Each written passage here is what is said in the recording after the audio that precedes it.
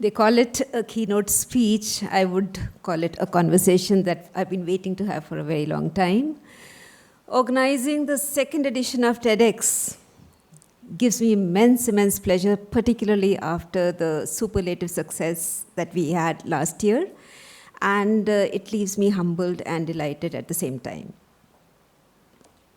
TED platform means a lot of things to a lot of people. For me, I feel it is a platform which triggers off so many ideas, thought-provoking ideas, which when sprinkled across fertile minds of seekers, fertile mind of speakers, will just spur them into action.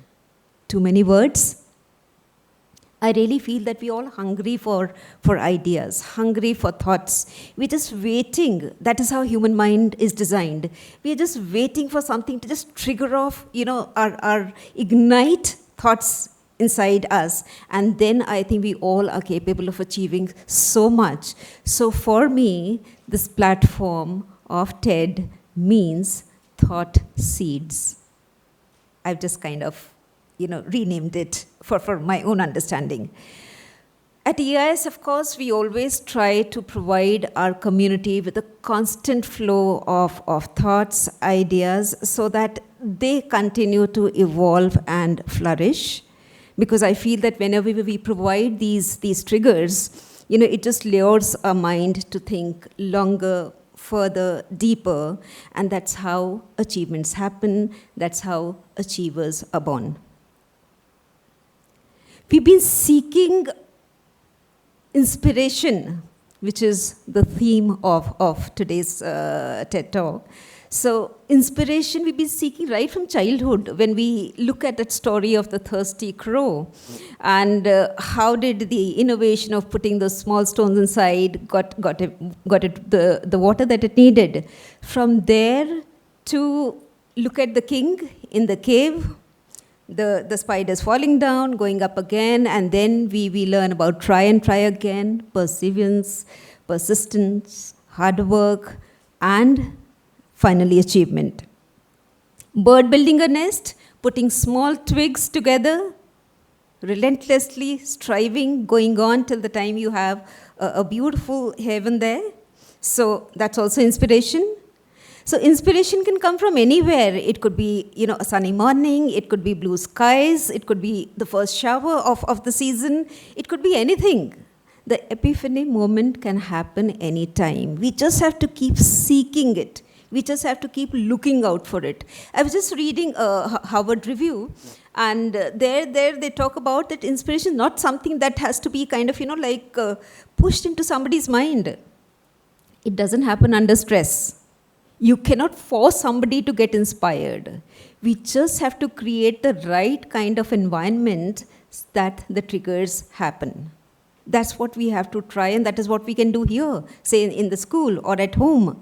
Just provide the right kind of environment so that we think, we nurture ideas, and eventually we chase our dreams. One person whom I can think of today, when we talk about TED, is Elon Musk.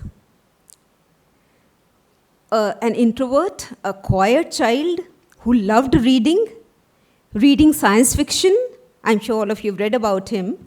After that, the mind started working, he started dreaming, and what happened was very technology-oriented solutions, design, education, everything happened there.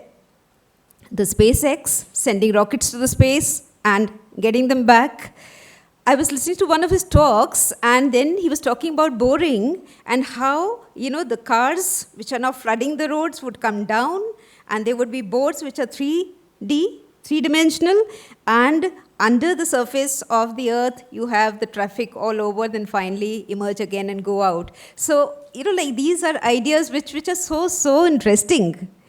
The roads are no longer flooded, but definitely at different levels under the surface, you have the traffic without any kind of hurdles at a speed of probably even 150 plus or 200, and within 6 minutes you reach from here to I don't know where. So that's how an inspired mind works. That's how the ideas come up.